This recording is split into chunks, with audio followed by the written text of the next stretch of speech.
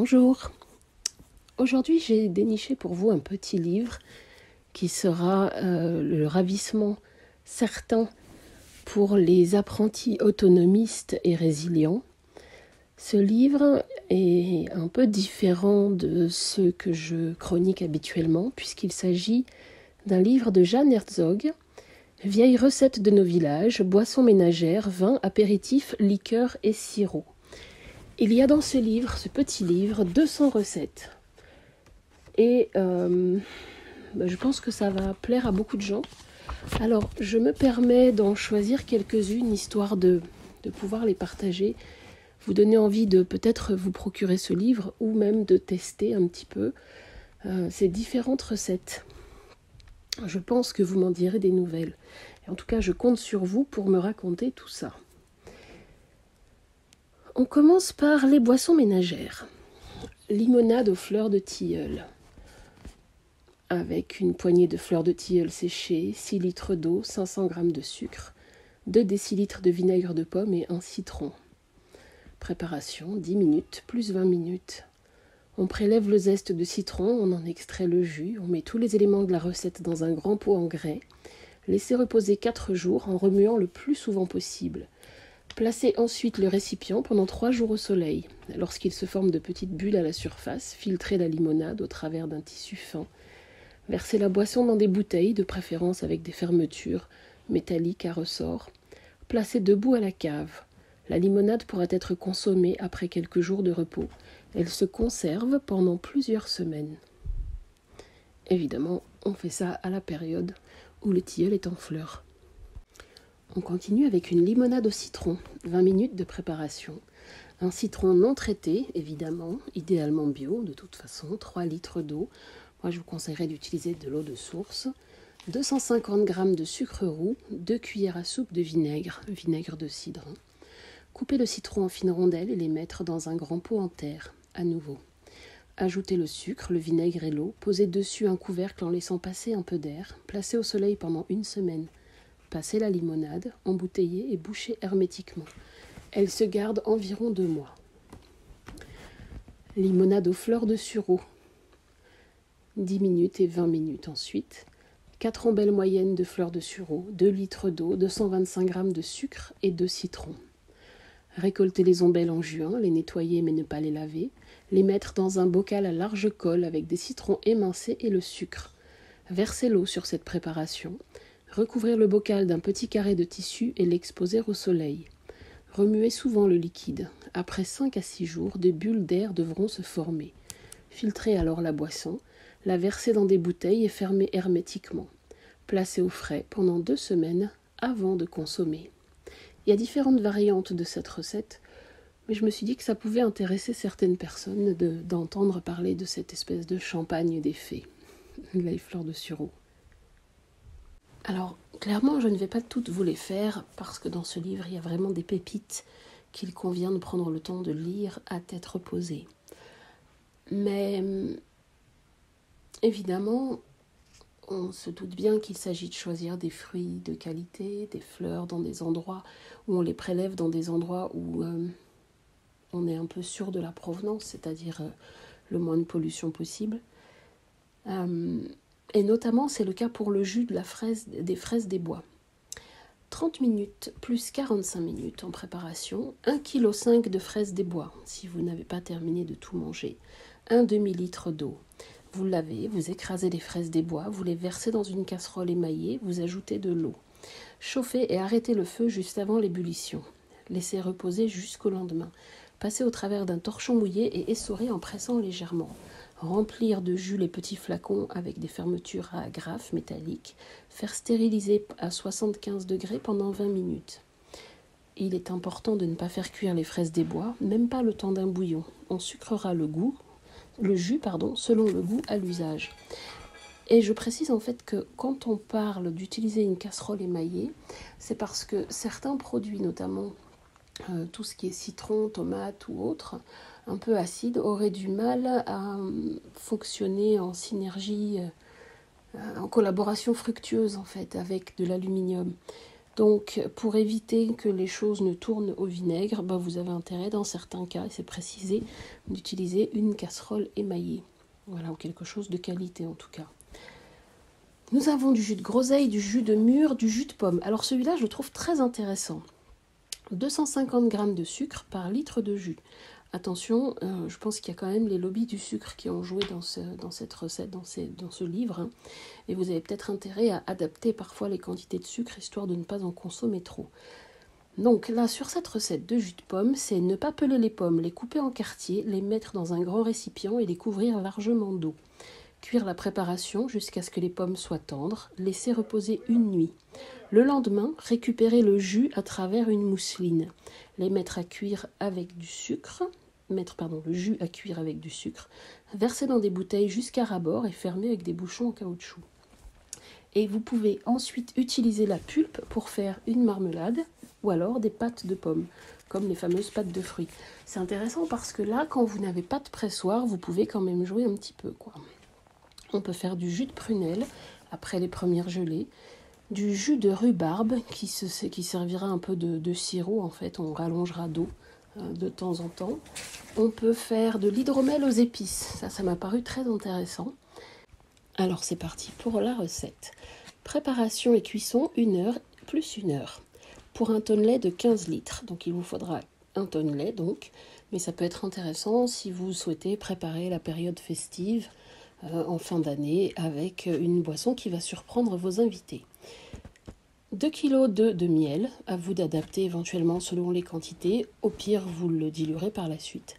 20 clous de girofle, 15 g de bâton de cannelle, 5 g d'acide tartrique que vous allez retrouver en pharmacie et environ 12 litres d'eau. Vous mettez à dissoudre le miel dans 4 à 5 litres d'eau en chauffant doucement. Vous écumez, vous versez dans un tonnelet en ajoutant de l'eau sans remplir complètement. Ajoutez ensuite l'acide tartrique dissous dans un peu d'eau et remuez avec un bâton. Enfermez les clous de girofle hachés et la cannelle brisée en menus morceaux dans un nouet de mousseline. Plongez ce nouet de mousseline dans le tonnelet en le retenant par une suspension en ficelle. Laissez bouillir à température ambiante, 22 degrés, la bonde recouverte d'une planchette. Vous surveillez la fermentation et lorsqu'elle est terminée, bouchez le tonnelet et laissez reposer 3-4 mois avant de soutirer. La conservation dans des bouteilles couchées en cave sera d'environ 10 à 12 mois, donc vous avez largement le temps. Dans le même esprit, vous avez l'hydromel, donc 15 minutes plus 45 minutes, avec 7 litres de mou de vin blanc. C'est la période des vendanges, donc c'est peut-être le moment d'en récupérer. 1,5 kg de miel. Vous mélangez dans une bonbonne le mou et le miel. Vous laissez fermenter recouvert d'un morceau de tissu en plaçant dans un endroit tiède pendant 40 jours. Soutirer, mettre en bouteille, attacher les bouchons. Garder au frais pendant 1 mois avant de goûter. Conserver 1 an au maximum. On a de la bière de fruits. Ça, j'ai trouvé ça intéressant, mais l'idée n'est pas forcément de vous encourager à boire trop d'alcool, donc on en reparlera pour ceux qui veulent. Il y avait du cidre, ça c'était pas mal parce que dans la recette, en fait, le cidre tel qu'il est proposé dans cette recette propose des pommes ou des poires, du sucre roux, des ombelles de sureau séchées, 2 litres d'eau de vie pour le fruit qu'on choisit et 20 litres d'eau environ. Donc ça me paraissait intéressant avec 12 kg de pommes, mais on en reparlera. Vous avez le sirop de citron, un demi-litre de jus de citron, un zeste de citron, et puis ensuite un demi-litre d'eau et 1 kg de sucre. Bien brosser le citron sous l'eau, préparer un sirop avec l'eau et le sucre, ajoutez à froid le jus de citron ainsi que le zeste. Faites tiédir sur feu doux en remuant sans cesse jusqu'à obtention d'un mélange sirupeux. Laissez refroidir et mettre en bouteille après avoir filtré. Préparation cuisson 30 minutes à peu près. Il y a différentes recettes dans l'esprit comme ça pour le citron. Vous avez le sirop de mandarine aussi. Très intéressant, 30 minutes de préparation. Il vous faudra bien sûr des mandarines. Pour 1 litre de jus de mandarine, vous rajoutez le zeste de 3 mandarines bien lavées, le jus d'un citron et 750 g de sucre. À vous de réduire éventuellement la quantité de sucre ou à l'usage de votre sirop, ajouter plus d'eau. c'est peut-être plus intéressant de faire comme ça pour la conservation. À vous de voir. Voici un aperçu. Prélevez le zeste des mandarines avant de les presser pour obtenir le jus. Faire un sirop avec le sucre et un verre d'eau porté à ébullition. Ajouter le jus de mandarine, le citron, le zeste. Laisser faire un bouillon. Puis filtrer. Mettre en bouteille après refroidissement. Alors ça c'est un point important. Parce que dans certains cas, on vous dit de mettre en bouteille après refroidissement, de mettre en bouteille après complet refroidissement de 24 heures. Il y en a certains qui vous disent attendez 6 heures de repos et autres, ou mettre en bouteille à froid. C'est intéressant de savoir que finalement tout dépend un petit peu du potentiel de fermentation du produit. Voilà. Donc vous avez vraiment plein de choses intéressantes, mais on va en reparler. Laissez-moi trouver une petite recette que j'ai envie de partager avec vous, histoire de ne pas rallonger trop ce podcast. Le sirop de cassis au vin, sirop de cerise, ouais ça évidemment, sirop de fraise, sirop de coin, ça je trouve ça intéressant. 30 minutes plus 30 minutes, 500 g de coin, 1,2 kg de sucre. Frottez les fruits, les éplucher pour leur enlever le cœur. Râpez grossièrement les quartiers de coin et en extraire le jus en tordant la pulpe dans un torchon. Placez le jus recueilli au frais. Dans une casserole inoxydable, mettre la pulpe avec 1 litre d'eau et faire cuire 10 minutes sur feu doux. Versez ensuite le tout dans un tamis et laissez égoutter pendant une nuit. Le lendemain, mélangez les 2 sortes de jus, ajoutez le sucre, mettre cuire à petit frémissement 5 minutes, écumer, filtrer et conserver le sirop dans des bouteilles bouchées. Vous avez quelques petites merveilles là-dedans, alors voyons voir ce que je peux vous trouver d'autre. Un classique qui servira toujours, sirop de menthe. Et il vous faudra 2 bols de feuilles de menthe. Je vous invite à bien les bourrer. 1 litre d'eau bouillante et 1 kg de sucre. Lavez les feuilles de menthe et bien les égoutter, les mettre dans un récipient et verser dessus l'eau bouillante. Laisser infuser à couvert pendant une journée. Filtrer le jus, y ajouter le sucre et faire cuire 1 heure à petit feu. Très petit feu. Écumer et mettre en bouteille quand le sirop est refroidi. Sirop de pissenlit. Alors celui-là, il m'a semblé intéressant parce que bien insolite. 4 poignées de fleurs de pissenlit, 1 kg de sucre, un demi-citron. Préparation cuisson 1 heure. Lavez les fleurs, les jeter dans 1 litre d'eau froide, amenez doucement à ébullition et, au premier bouillon, enlevez du feu. Laisser infuser une nuit. Le lendemain, versez la préparation dans une passoire pour récupérer le jus, presser les fleurs. Mettre cuire le liquide à petit frémissement à découvert en y incorporant le sucre et un demi-citron coupé en tranches. Laisser refroidir. Remettre en cuisson et au besoin recommencer cette opération encore une fois pour obtenir la bonne consistance. Enlever le citron. Le sirop ne devrait pas être trop épais, sinon il se cristallise au cours de la conservation. Verser en bouteille sitôt refroidie et conserver debout. Le sirop de pissenlit, bien sûr, à faire plutôt au printemps, vous vous en doutez. Ah, celui-là était très chouette aussi, sirop de prunelle. Donc il vous faudra des prunelles et 500 g de sucre par litre de jus. Ça, c'est quelque chose que vous allez pouvoir faire au début de l'hiver, selon la météo. Récoltez les prunelles après la première gelée. Le premier jour, lavez les prunelles et les couvrir d'eau bouillante. Après 24 heures, faire cuire le jus et le reverser sur les prunelles. Renouveler l'opération le 3e jour. Le 4e jour, le faire cuire avec du sucre, donc les quantités adaptées, et mettre en bouteille. Sirop de pousse de sapin. Préparation et cuisson 1h40. 2 bols de pousse de sapin. Je vous encourage à bien remplir le bol. 1 litre d'eau bouillante, 1 kg de sucre. Mettre les pousses de sapin dans un récipient en grès. Verser dessus l'eau bouillante, laisser infuser à couvert pendant une journée. Filtrer le jus et ajouter le sucre. Faire cuire 1 heure à petit feu. Écumer, mettre en bouteille quand le sirop est refroidi. Attention, la cueillette des pousses de sapin étant interdite, si possible, on cueillera celles qui croissent sur les sapins d'une propriété privée. Voilà. Alors, vous avez vu, là, on parle justement d'un récipient en grès. C'est parce que justement, un liquide qui doit rester longtemps en pause dans un récipient a intérêt à avoir une matière qui ne posera pas problème ou d'oxydation. Un sirop de baies de sureau. Ouais, et grapper les baies bien lavées, les chauffer sur feu doux avec une petite quantité d'eau pour les faire éclater. Vous filtrez, vous mélangez le jus au sucre à raison d'1 kg de sucre par litre de jus. Vous mettez en demi-bouteille, vous stérilisez pendant 25 minutes. Voilà, ça vous fait 1h30 de travail à peu près. Il y a différentes recettes, mais une autre notamment qui propose de laver les baies et les égrener, puisqu'en fait les graines sont un petit peu laxatives. Vous mettez dans un verre à conserve et vous recouvrez de vin. Vous pouvez laisser 24 heures au frigo. Vous faites à nouveau bouillir cette préparation le lendemain donc, et vous la filtrez. Vous ajoutez le sucre, vous faites cuire 3 minutes, vous mettez en bouteille. Vous couvrez d'une mousseline et vous gardez au frais. Celle-ci me paraît un peu plus compliquée. Mais bon. Allez, côté les vins apéritifs. Attention, l'abus d'alcool est dangereux pour la santé. Si vous êtes en plus diabétique, allez-y vraiment doucement. Rappelez-vous que tout ce sucre, ça peut être un peu beaucoup.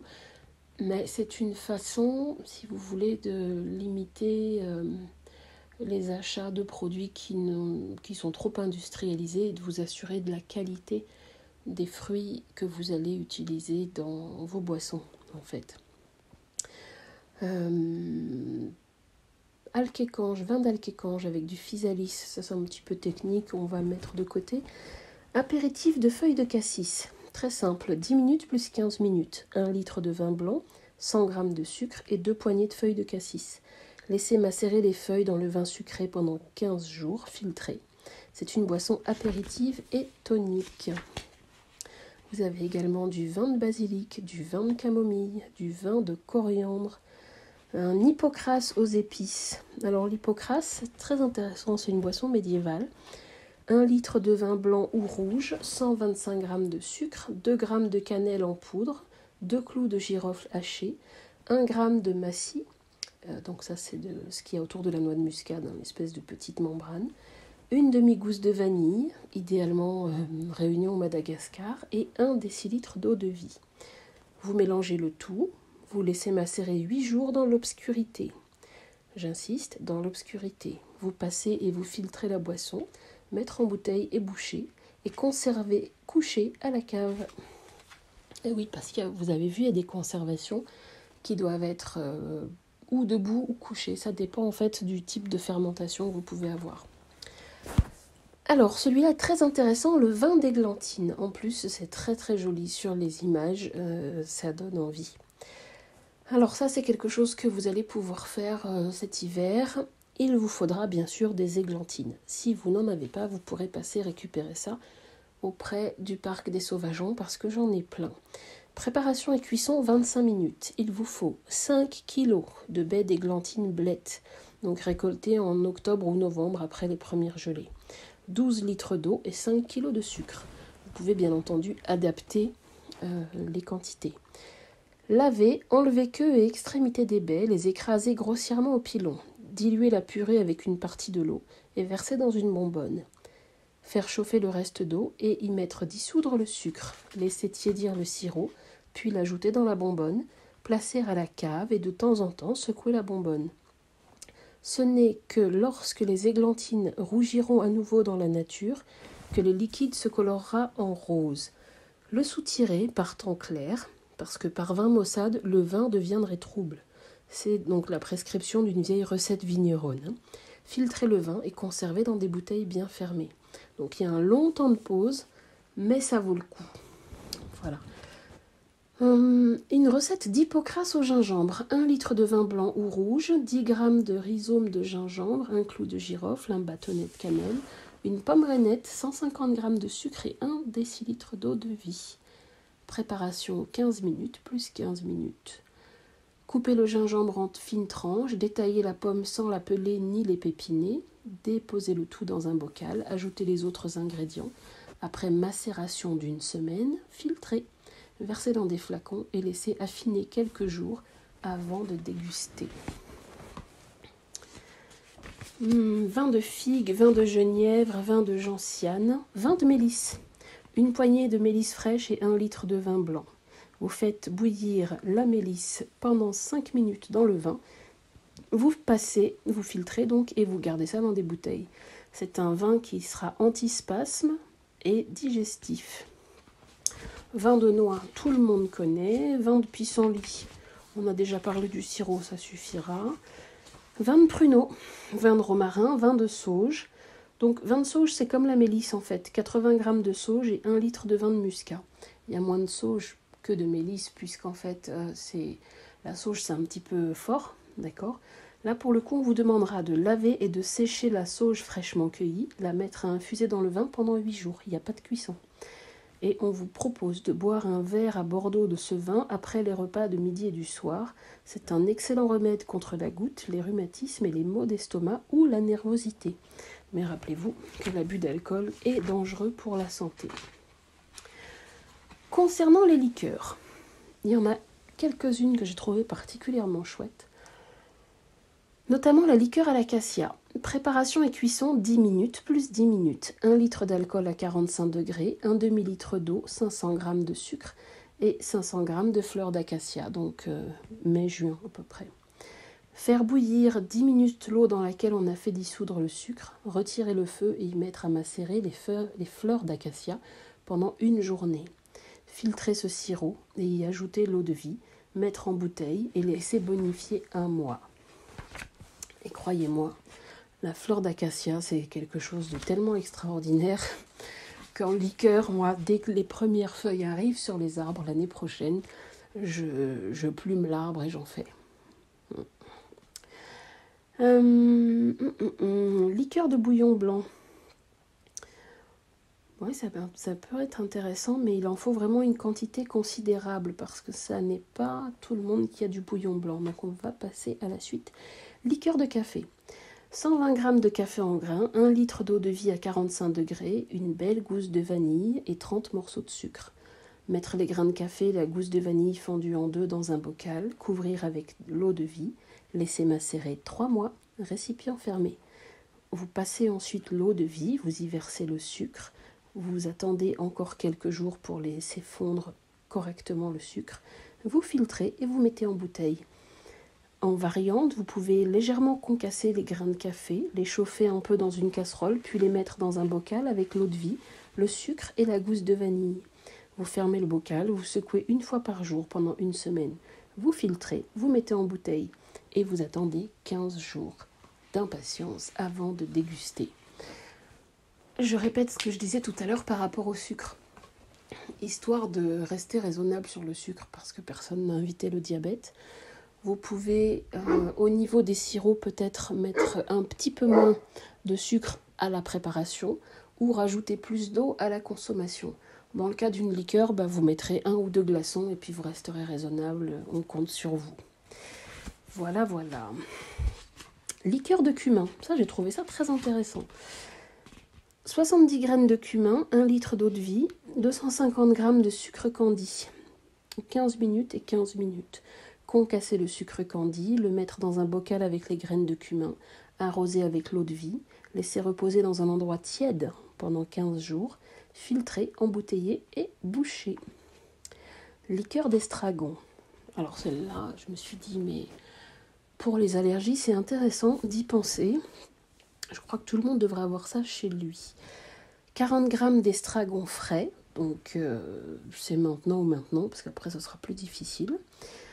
Là je vous parle, on est à fin du mois d'août, début septembre. Donc 8 décilitres d'eau de vie à 45 degrés, 400 g de sucre, un paquet de sucre vanillé, un verre d'eau. Lavez les branches d'estragon et les sécher dans un papier absorbant. Les faire infuser dans l'eau de vie pendant 48 heures. Préparer un sirop avec l'eau et le sucre, l'ajouter à l'eau de vie passée, ajouter aussi le sucre vanillé. Moi j'aurais mis carrément une gousse de vanille. Attendre 15 jours avant de déguster. Oh là là. Évidemment, pour ça, il vous faut de très belles bouteilles. Idéalement, des bouteilles qui ne soient pas totalement transparentes. Ou alors, sinon, les ranger à l'abri de la lumière. Liqueur d'églantine. 30 minutes et 30 minutes. Préparation cuisson.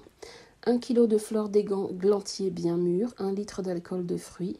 Pour le sirop, 1,5 litre d'eau et 500 g de sucre. Laver, enlever le petit chapeau noir des baies, les broyer, mettre la purée dans un bocal et l'arroser d'alcool. Fermer le récipient et le placer dans un endroit tempéré. Laisser macérer 15 jours en secouant occasionnellement. Filtrer la préparation. Faire un sirop avec l'eau et le sucre. Mélanger celui-ci à l'alcool fruité et mettre en bouteille bien bouchée et garder au frais. Liqueur de fraises des bois. C'est à peu près la même chose que tout à l'heure, dans le même esprit. Sauf qu'en fait, on y rajoute de l'alcool. Mais vous voyez, une fois que vous avez compris les bases, libre à vous de vous amuser un petit peu. Moi, je ne vais pas tout vous dire. J'ai quand même vu de la liqueur de baie de genièvre, figurez-vous. Alors, il y a de l'eau de vie, des baies de genièvre, du sucre et un peu d'eau. Vous pourrez vous amuser à improviser la recette, puisqu'en fait, il y en a une là sur le livre. Je ne vais volontairement pas vous la lire, puisque la baie de genièvre, c'est un peu à chacun de la doser comme il le préfère. Liqueur de jasmin. Ça peut être très chouette aussi pour épater vos invités. 125 g de fleurs fraîches de jasmin, 1 litre d'eau de vie. Le sirop, c'est 500 g de sucre et 1/4 de litre d'eau. Effeuiller les fleurs pour ne garder que les pétales. Les mettre à macérer couverts d'eau de vie dans un bocal. Fermer hermétiquement. 2 heures après, préparer le sirop en chauffant l'eau avec le sucre. Le verser tiède dans la macération, laisser reposer 2 heures encore en remuant souvent. Passer la liqueur, la filtrer, la mettre en flacon, boucher et attendre 6 semaines avant de consommer. J'ai vu aussi dans le même esprit de la liqueur de magnolia, mais là on rajoute du vin rouge, de la liqueur de lait, très étrange pour moi. Qu'est-ce que j'avais trouvé d'autre d'intéressant? De la liqueur de noisette. Ah ça c'était intéressant parce que, en fait, donc préparation, cuisson, 30 minutes et 30 minutes. 200 g de noisettes, un demi-litre d'alcool à 45 degrés, 400 g de sucre, une demi-gousse de vanille et un demi-litre d'eau. Vous décortiquez les noisettes, vous les faites légèrement griller au four pour les broyer ensuite moyennement. Les mettre dans un bocal rincé à l'eau chaude, verser par-dessus l'eau bouillante et laisser refroidir. Ajoutez ensuite l'alcool et la belle gousse de vanille. Vous laissez macérer, bocal fermé, pendant 10 jours, à température ambiante. Filtrer, ajouter le sucre, mélanger, remettre la liqueur dans le bocal, laisser reposer encore 2-3 jours en remuant jusqu'à ce que le sucre soit bien dissous et vous mettez en bouteille. Une liqueur aux œufs. Alors ça, c'est un petit peu surréaliste pour moi. Ratafia de rose. Celui-là, je vais le tester. 200 g de pétales de rose, des rouges, des roses, des jaunes, ce que vous avez. 1 litre d'eau de vie, 500 g de sucre et un demi-litre d'eau. Faire un sirop avec l'eau et le sucre. Le laisser refroidir et y mettre infuser les pétales de rose bien propres pendant 12 heures. Filtrer, ajouter l'eau de vie, mélanger et mettre en flacon.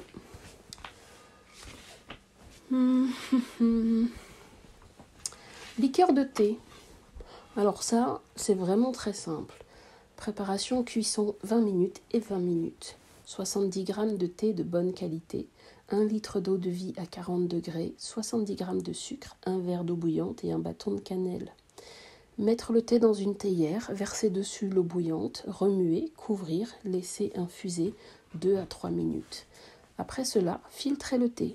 Le faire macérer avec le sucre, l'eau de vie et la cannelle dans un bocal pendant 1 semaine. Filtrer soigneusement pour mettre en bouteille. Plus cette liqueur vieillit, 5 à 6 mois, meilleure elle sera. Liqueur de verveine, liqueur de violette, liqueur de vanille, liqueur de tilleul. Il y en a.